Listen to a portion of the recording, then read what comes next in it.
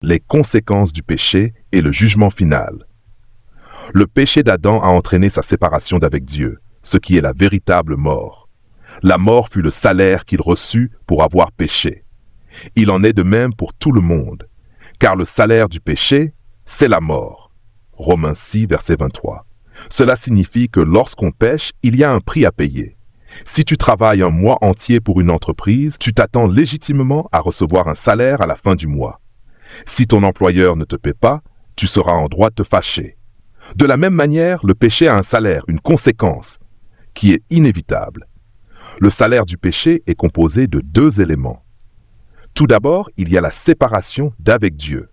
Comme Adam après son péché, l'homme n'a plus une relation correcte avec Dieu. Il ne connaît pas Dieu personnellement et se sent mal à l'aise en sa présence. Il est frustré et incapable de réaliser son plein potentiel. Pensons à ceux qui sont ruinés par l'alcool, l'égoïsme et la désobéissance.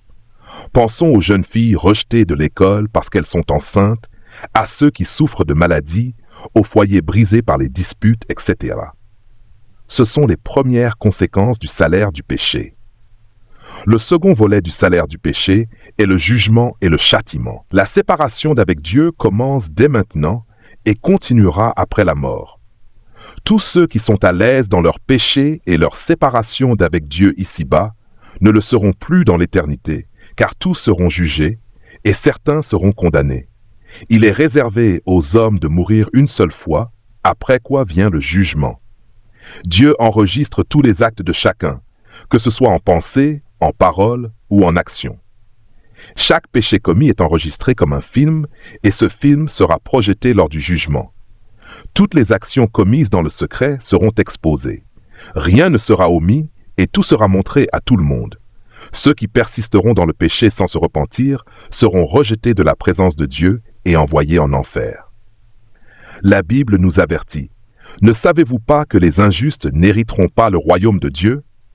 Ne vous y trompez pas, ni les impudiques, ni les idolâtres, ni les adultères, ni les voleurs, ni les ivrognes, ni les outrageux, ni les ravisseurs n'hériteront le royaume de Dieu.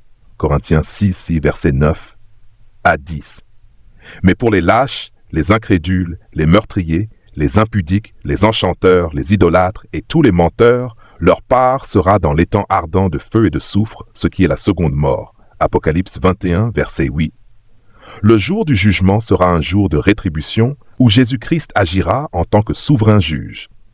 La Bible nous dit « Le Père ne juge personne, mais il a remis tout jugement au Fils » Jean 5, verset 22. Jésus prononcera ces paroles de condamnation.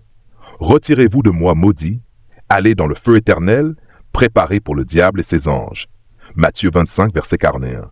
Ces paroles de jugement prendront effet immédiatement, car la Bible précise « Et ceux-ci iront au châtiment éternel. » Matthieu 25, verset 46. L'enfer est une réalité qui surviendra après le jugement final. Ceux qui choisiront d'y aller en feront l'expérience personnelle et inchangeable. Jésus en parle plusieurs fois dans les évangiles, le qualifiant de feu éternel. Matthieu 25, verset 41, châtiment éternel. Matthieu 25, verset 46, et les ténèbres du dehors. Matthieu 8, verset 12. L'apôtre Paul décrit cela comme une ruine éternelle. 2 Thessaloniciens 1, verset 9. Et l'apôtre Jean comme un étang ardent de feu et de soufre. Apocalypse 19, verset 20. Cela signifie que tu y crois ou non, tu es séparé de Dieu et en route pour l'enfer, à moins que tu ne prennes les mesures nécessaires pour changer cela. L'enfer est le salaire pour ton péché, et Dieu s'assurera que personne ne s'échappe de ce salaire. Dieu doit punir le péché pour rester fidèle à sa nature juste. Énumère tous les péchés de ta vie dont tu as conscience aujourd'hui. Confesse-les devant un témoin, selon Matthieu 3, versets 5 à 6. Ce témoin doit être un aîné dans la foi. Abandonne-les radicalement et engage-toi à une relation qui honore et glorifie le Seigneur, dans la transparence et la sainteté. Si tu veux, tu peux contacter les administrateurs de ce groupe. Ils sont disponibles et prêts à t'accompagner dans cette nouvelle aventure.